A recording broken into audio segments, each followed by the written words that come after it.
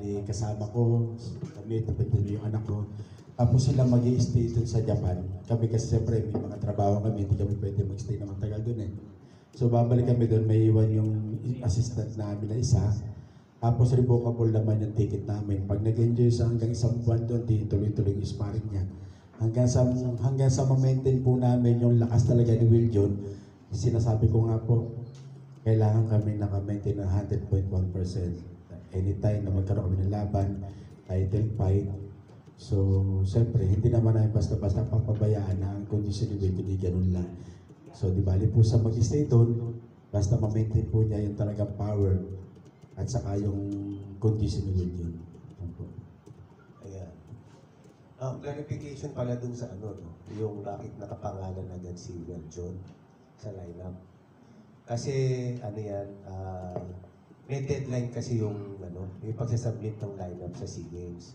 So since wala naman silang talagang middleweight, ang talagang President Mayor, ilagay lang muna, whether okay kayo o hindi, at least naka-safe na. Kasi may submission kasi ng lineup yung by name, no? Sa SEA Games. So, kaya ganun siya. Kaya nauna lang na naipasa bago kayo kausapin. Ayan. Okay. At least kung umuo kayo, ando na. Wala nang habol-habol, wala nang pakiusap. Meron ba tayo exactong date for that? Ang date natin, December 9 to 20. Pero hindi alam kung alin doon eh. May, ang boxing, basta within 9 or 20. December 9 or 20. So it's either first week or second week yan, yung boxing. Yung pa yun sa Thailand? Yes, oo. Team Philippines sa Thailand. Yan lang yung ano natin. So, I'm sure kung magkakausap na kayo, bago umalis, ng Japan, magandang balita. Hindi sakto lang pala nagtitraining Parang, kami. yes.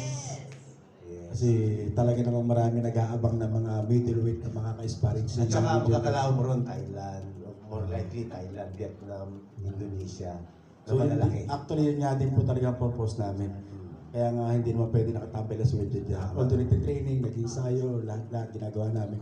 So, isa na talagang kulang ka-sparring. So, yun. Kaya nga napag-usapan namin with my partner na pumunta kami kung saan man may possible na pwedeng makapag-training at makapag-sparring. Alam mo, yung Olympic, baka magkaroon tayo ng isang karangalan para kay Virgin Mindoro. Yes. Hindi po malabong mangyari. And even world title kasi ang story ni Manny Pacquiao, replacement lang. So since ready siya, nag-i-ensayo siya, sinalang siya. Oo, amateur and pro ngayon. Siguro kailangan na namin pa mag 100.1%. Benson, anong masasabi mo?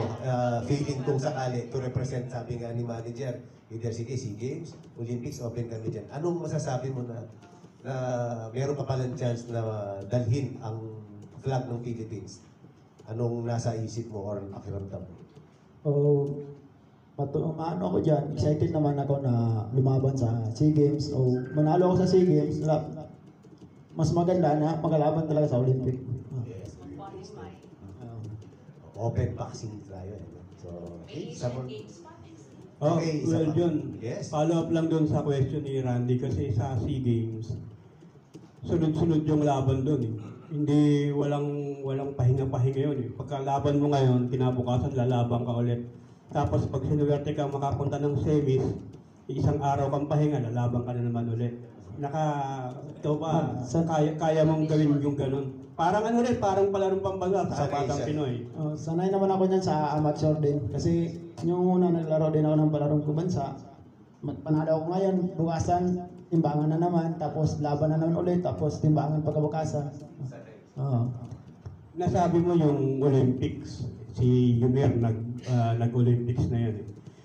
Ikaw, hinahawi mo pa lang yung daan mo papunta ng Olympics. So yung pagsabak sa abak, yun yung proper way para makatuntong ka ng Olympics. So sa ngayon ba talagang kinikiliti yung utak mo na makasabak sa Olympics?